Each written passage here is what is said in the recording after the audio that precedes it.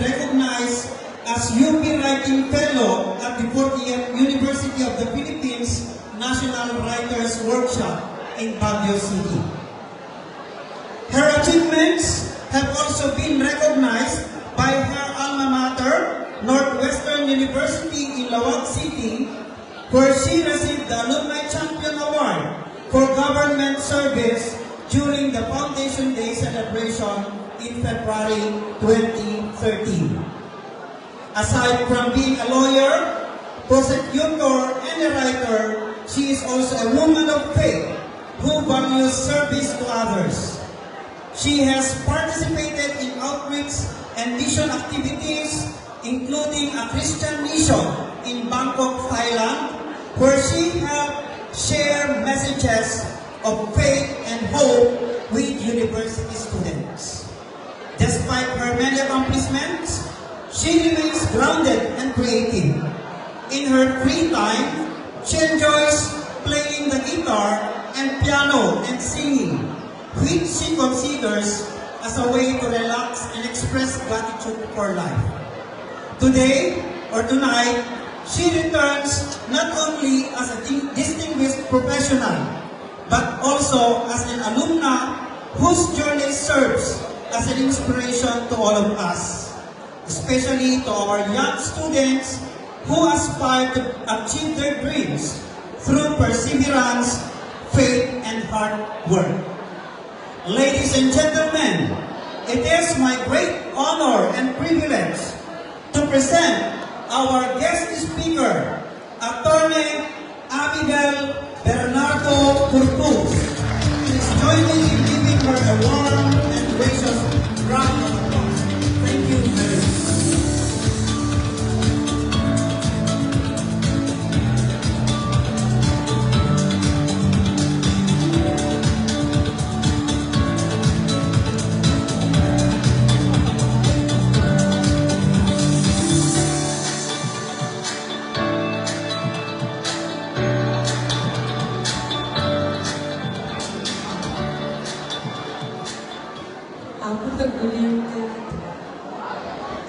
Ang tagaw tayo ang pumakasal. Thank you, Cousin Rudy Bernardo, for your kind introduction to our Bernardo clan. Kablawak man, dagitay ka Bernardo ang buti apo. Ingati man, dagitay ka Iway. Yaman lang. Our beloved former principal, Miss Zenaida Arsaga, ma'am. Our beloved principal, Miss Marilu Pasayo, ma'am. My former teachers who are here tonight, kung unang idaman kakabsat ka, datayo amin, data tikalikamon tayo, ma'am, reading class na batik. Ma'am, head teacher, Alvina Agueda Zambrano, ma'am. Ma'am Mercedita Rosales. Ma'am Luz Biminda Vergara. Ma'am Virginia Ramos. Sir Danilo Oye. Sir Jonathan De La Cruz. Sir. Ma'am Felicidad Ramos. May pag-narabiyo, ma'am. The General Alumni Association President, Dean Marnie De La Cruz, mano. Ken kaading mga itanket may isang Vice Presidente di prestigious institution of learning dito lugar tayo, Dita Mariano Marcos State University, Dr. E.J. De La Cruz, DP, sir, palakpakan tayo. Agyaman na una, iti anos yung, ken panakalagip yung, wow, itatak na nagbasa ka gadyak agad-chus, God is good. Panakalagip yung kanya, na kayo ng host batches 2001, 1976, 1986, ada jak niya gano'n.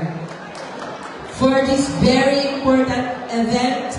Without you, we are not here tonight.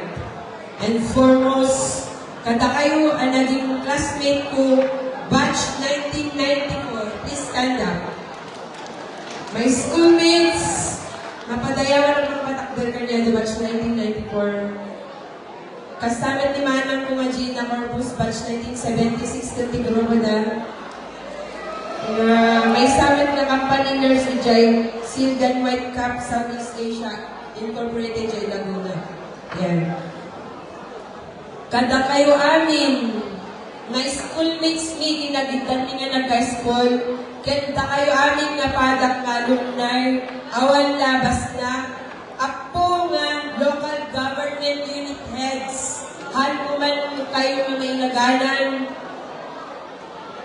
apo nga sang sangaili, idanan ko man nga rin pinapalaos, aragsak, ken ini ko, kanya tayo amin, ang makipagrambak kita, itiday ko'y in Nilio 2026. Standing here today as your guest speaker is truly an honor and privilege. As I was seated there earlier, I couldn't help but smile. Apay, I remember that young woman, young high school girl wearing blue skirt and white collared blouse. Malagip yun? Diba? We were then very young, hopeful, and full of dreams. Ket dagitay man malagip ko, no naman ti malagip yung ita. Tadagdang kakabsat ni maki-alumni. Malagip ko lang ang dagiti yung dawin nga katsyar nakmati softball, ang practice kami ti binatbatan ni Jay Foundation Day. Para Foundation Day, anaman ti malagip yung ita. Tapno nagsala kami Jay Mini. Ang practice kami ti Salay Jay San Lorenzo, ti kanta ni Gary DJ Tukar. Napadasak mo din na science quizzes si J. Bacarac and representative di school with the group J. Burgos, Ilocos Norte. Nagita ti malagit ko na literary activities na platoon leader, J. Group mi nga babae, and then nakiliterary contest ti Ilocano Literary Here and Abroad contest inspired by no other than Sir Danilo V. Ulen. Bumil, kumlo, dagiti mamurat nga Ilocano na bigbigbigan, dagiti ado nga Ilocano ang lalo doon Jay Balasing tao kakapsan. Choir, napadasak mo tinag-gitara, idatakit ko'y kan nakikanta. Yan. And so many activities to learn as long as you are willing. Gaya kitap nun iti kasta, ma-expose tayo amin para iti ado ang kapadasan, para iti pagsayatan tayo iti masamwan. Those experiences were not just simple school activities. And so they shaped my confidence, discipline, and determination. Tay kanta tayo, hindi ko na you gave, kanta tayo biit. You gave us light, brighten our path to a long destiny. Your name will ring to the deepest rhapsody because you are alive and my glory. You gave us wings of night, even in the stormy sea. Your breath of life will dry our deaths. Magsabi takpan. Dito yung importante. Fountain of knowledge. Okay, stop. Fountain of knowledge. Natin ko na lang na fountain, kakabsat. Jay, tanong na, buburayan ng fountain. So, dito yung eskwela, nagkapuan amin makinasirig. Apay, mamatay ko madam. Fountain of knowledge, okay, for a bright. Thereby you are the answer to a prayer cover for a brighter future day. O, di ba bright future? Your goodness. Oh, nanibata yun. Your name will guide us through wherever I may go. Yes, I keep on loving you. Identity important naman. Lalo ka na kami naman. Even if my life Life be true. I keep on loving you. And I sing this song from my heart. San Nicolas High. Everyone say, I love you so. I love you so. O diba, nagpintas kayo ng tatayo. Uray sa bala ikan, inpadas nila akin ng kaibigan. Diretsuhan ko mamalipatan kasi naimulan, hindi puso tayo. Datayo amin, dahil tanganta. Correct? Yes. Yes. I can fairly say that the memories of 4 rigorous years of learning and experiences are our best rewards that far outweighs any awards given to us as achievements or recognitions back then.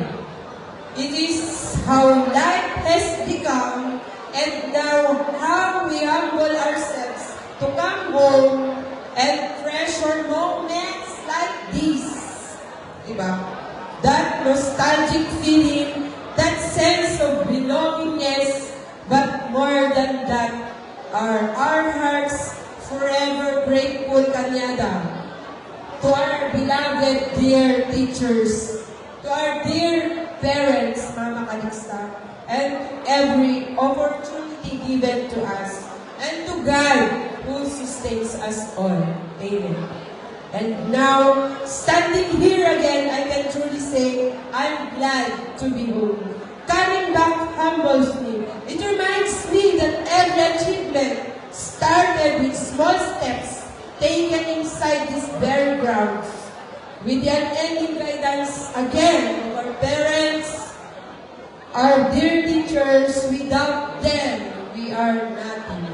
Yes, God, palakpakan natin kay Maestra tayo. Palakpakan natin kay Dagitan Kaganak tayo.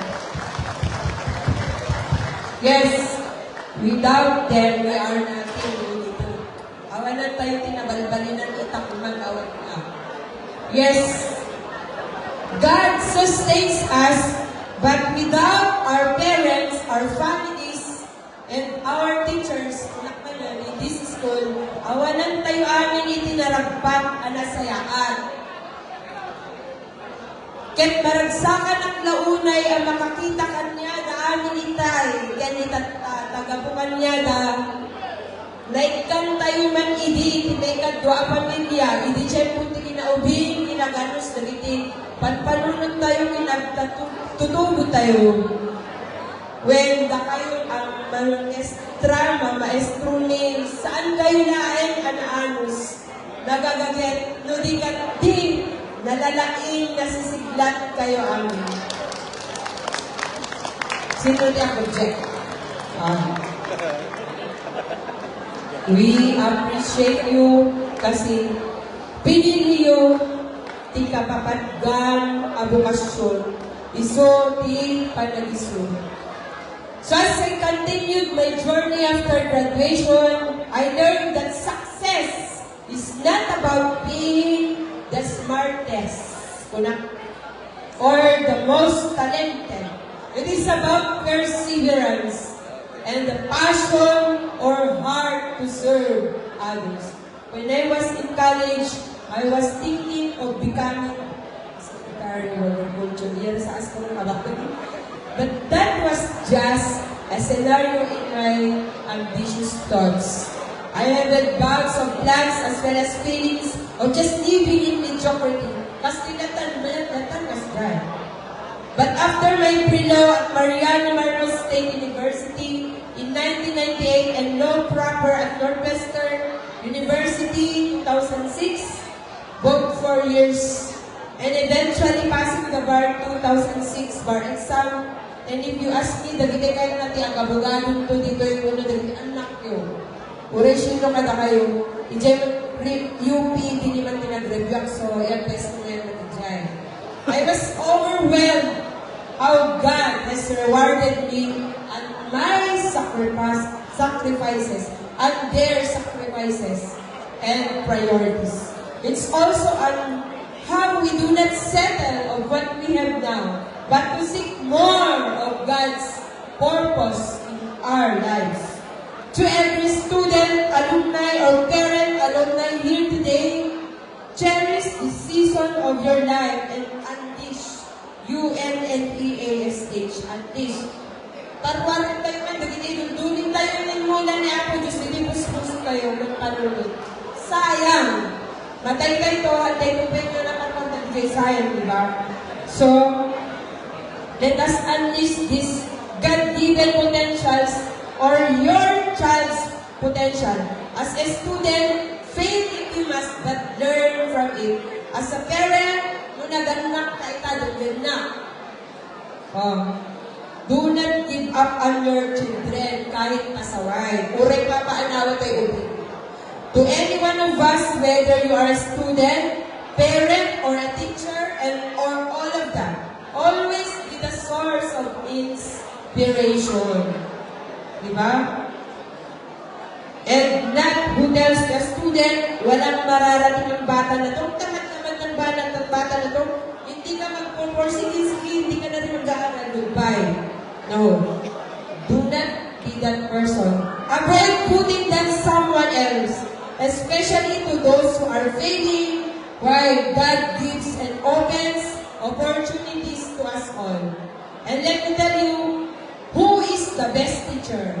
It is defined as an educator who inspires, who connects with and supports students individually, rather than just delivering a curriculum.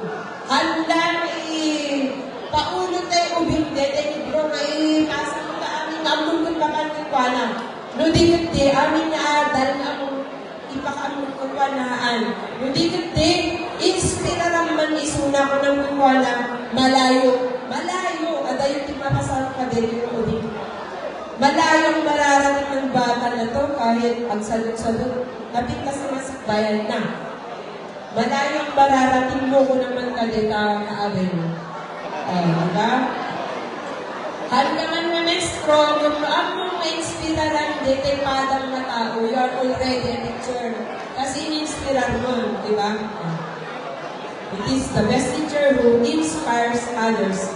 Haan atay ang isuro galain kan among anin, hindi kan di ko na malayong mararating mo. Inulit ko. And then,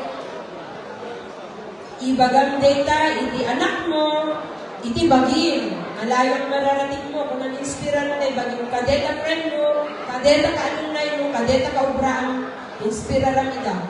And indeed, this institution is an inspiration from all the great achievements na mabubuyak na Facebook. Here and local, ano dagiti awards, dagiti anak yung mas daawang ta international competition na doon medal ta. Mabuyak na palakpakan tayo man, dagiti mga idedaya between eskwela, guys. Awan kas dahil hindi ako nalalaing dagiti manursuro dito. Tauran namin, dagiti taga-batak ko na dapat basa dito. Talaga nalalaing dito na eskwela. Ibagang data. Oh. I know how far you have become, my dear school, Bingaw National High School. And to every one of us, to every student who receives the smallest recognition, like just silently graduating our honor right in a graduate, we learn this to sa complete salutatorian, do not be discouraged.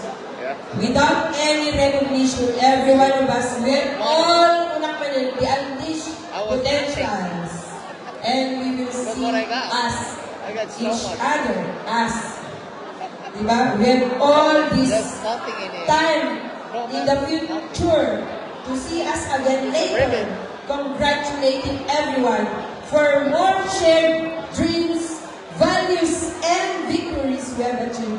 Foremost, standing firm against this corrupt and evil world. Let us not abandon our most important weapon, prayer. Nagkararang ka itang aldawin. Sino nagkararang? Amen. God bless. Our greatest opportunity in life is our chance to talk to God, tell Him all that He can do in our lives, for us to be blessed, to become a blessing, because He is the source of everything. O, dito tayo urahin na kakabsan. In closing,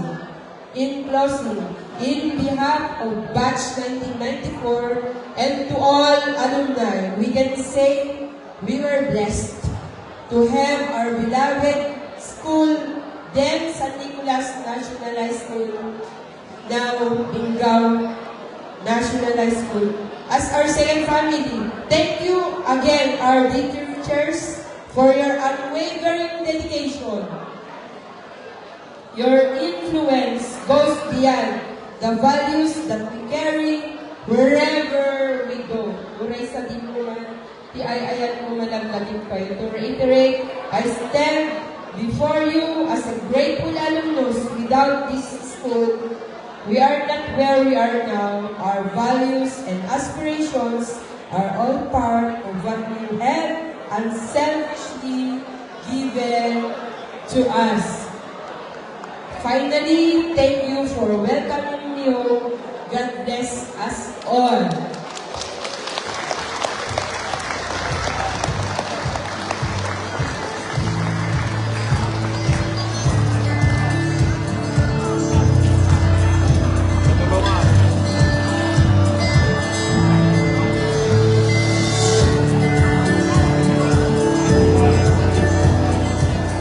Thank you very much, Attorney Amibel Beaver-Bruce, for that inspiring message. Your words truly remind us why gatherings like these, alumni night, are so meaningful. We sincerely appreciate your presence and the insights you have shared with us.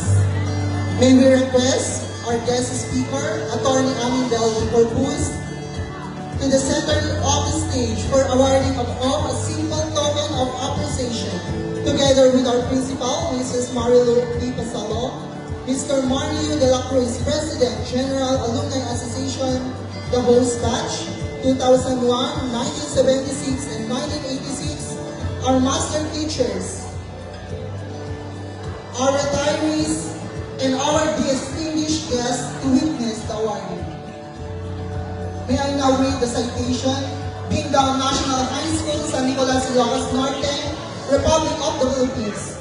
This plaque of appreciation is hereby awarded to Attorney Amibel Beaver-Bruce in recognition of her invaluable contribution as guest speaker during the Emilio Kempang-Madayaw, the Grand Alumni Homecoming of Binggao National High School, as part of its 60th founding anniversary, given the 15th day of March 2026 at Binggao National High School, San Nicolas, Ilocos Norte. Signed, Nenita Bitongpalan, School Alumni Coordinator, Marilu P. Pasalo, Principal 1, Mario de la Cruz, General President, Alumni Association.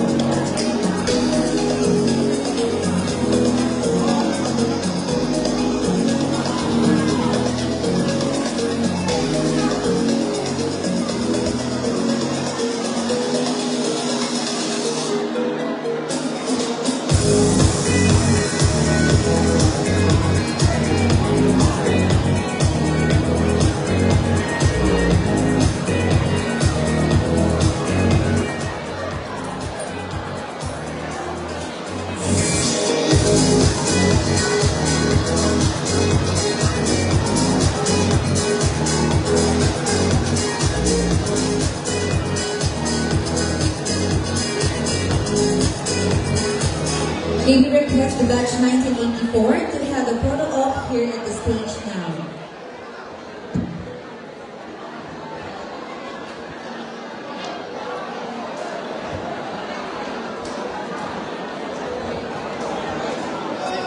Ma'am, Yes, ma'am. Alam man man dito ang paglawan ng yawat dito yung sa gana. 50,000 divided by Ay, kararag ko, ma'am. 25 variety alumni association, 25,000. And 25 for the retirees association, 1,000. And total of 50,000 pa nagyaman ko iti. Dumdumuda ka na tayo amin na nung aklain na nakabaknak. Urikitan nyo dyan, pwede nyo yan nagbati. Ang sakripisyo mas din na.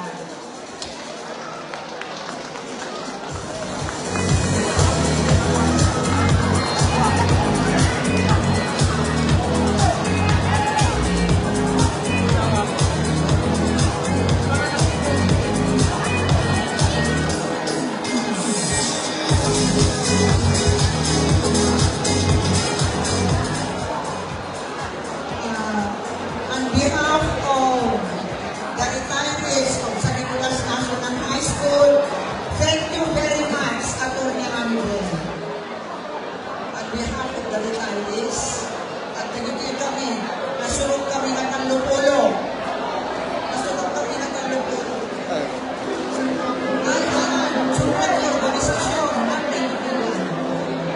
Organisasyon, dapat so thank you very much, abogada. Sa pwedeng agad kumanayon na.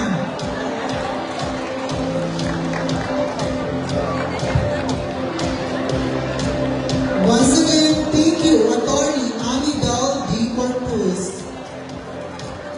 May we give her a resounding round of applause, please.